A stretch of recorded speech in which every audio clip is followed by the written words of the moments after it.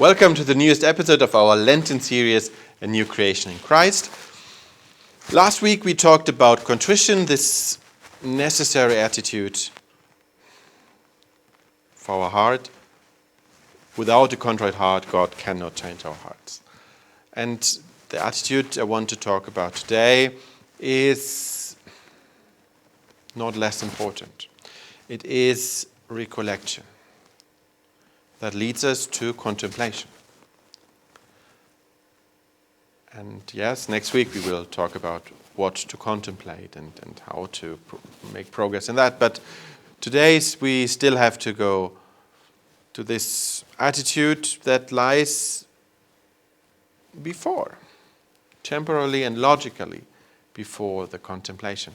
And this is, as I said, recollection. But I want to start not with a positive attitude, but with a negative one, the one most of us will know, at least I know it very well, distraction. When we sit down to pray or kneel down or however you prepare yourself to pray, and you maybe make some breathing exercise or so, and you try to focus, and just when it gets silent, they come, the distractions everywhere. What did you do yesterday? What you have to plan? What is happening during the day? So many different thoughts. And these distractions may have different reasons, and there you have to talk maybe with your spiritual director about it. But something that I feel is very common is that our distractions in prayer actually have their reasons in our distractions in life. That our life is distracted. That in and during our normal life, not the prayer life, the normal life, we are jumping from one topic to another, from one issue, from one flower to the next one, like a bee. And while this is very good for bees, for human beings it's not. We should not be drawn and dragged from one thing to another, just touching the surface. No, we become more and more human beings when we also allow ourselves the time and the mood maybe to go to the depth of the things, of the issues, of the questions. When you go deeper. And our distraction keeps us from that. Or our way of just going from one thing to another, to another, to another, makes us even more distracted. So it's a little bit a vicious circle between touching the questions and the ideas and the topics only on the surface and our distraction, and then our distraction in life and our distraction in prayer. And this is a problem. Because only when we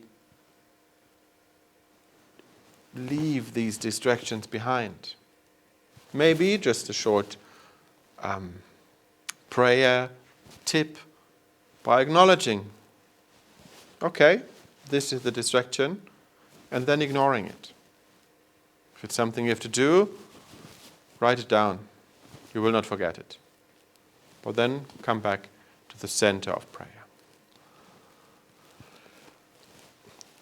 When you look into the literature, maybe what did the mystics, the great saints write about distractions and about being recollected, what is obvious for me is that there's a big difference between them and between me. That is, that they are centered. Centered, and not just going here and there and everywhere. They are centered in Christ, and they are directed in all what they do toward Him. That is why when Jesuits pray, we would start asking God for this grace. That all what we do in the prayer, all our feelings, our emotions, our wishes, our desires, our words, our thoughts, our reflections, and even our worries and anxieties, that all is directed toward the greater glory of God. And yes, I think both images are good and helpful for the step from being distracted to being recollected. That we have to be centered in Christ, so that in our center, in our heart, Christ is dwelling, and that we have to be directed toward Him. Because it is like it is that human beings are beings of desires and of passion and of feelings and of emotions. And yes, it is a human faculty that is so important that we can be drawn to things. And God has already used this human attribute to come close to us. So we have to be directed towards God in our prayer, in our life.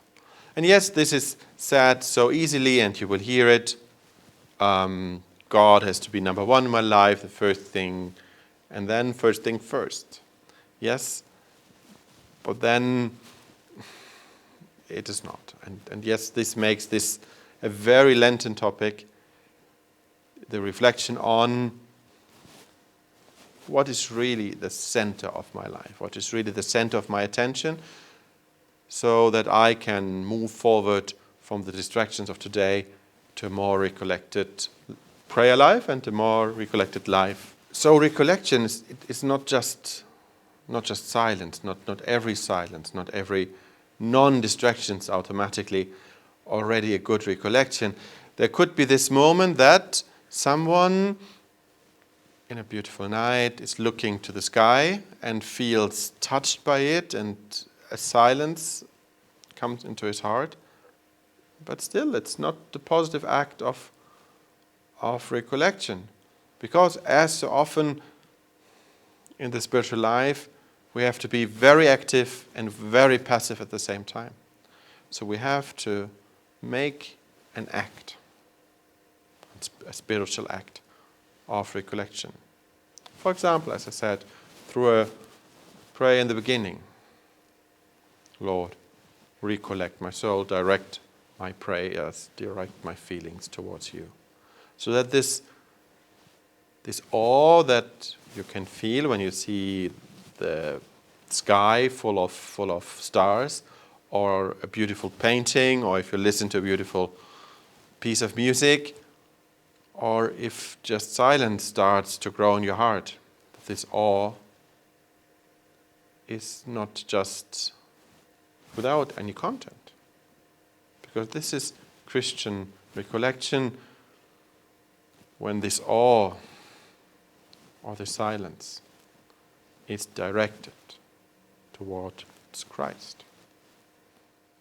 One thing, when we make this step from distraction to recollection, that can be interesting to notice is that, in a way, when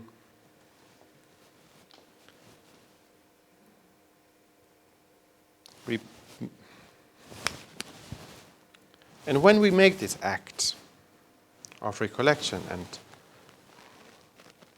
not only stay with the silence or with the awe that fills us, but put our own cooperation into it, then we will find that, once again, it's more or less the same dynamic that we had already when we were talking about the desire, that already God has put this recollected mind into our hearts. This mindset of recollection has been presented to us through God. So it is already there. We just have to find it. When you want to pray with this in the next week, with the text from the Holy Scriptures, of course, there is one of the main texts.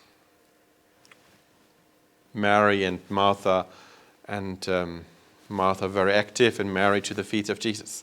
And sometimes it's used to say that contemplative life is better than active.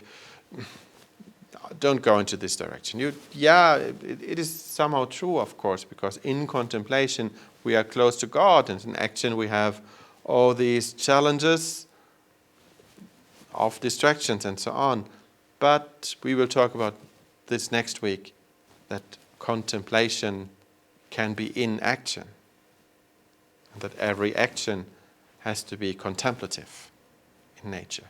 So for now, if you take this Mary and Martha in Luke chapter 10, just put it in this way, that you look at your own distractions and that you look at your own intents to sit at the feet of Jesus and to direct your prayers and your feelings and your desires towards him.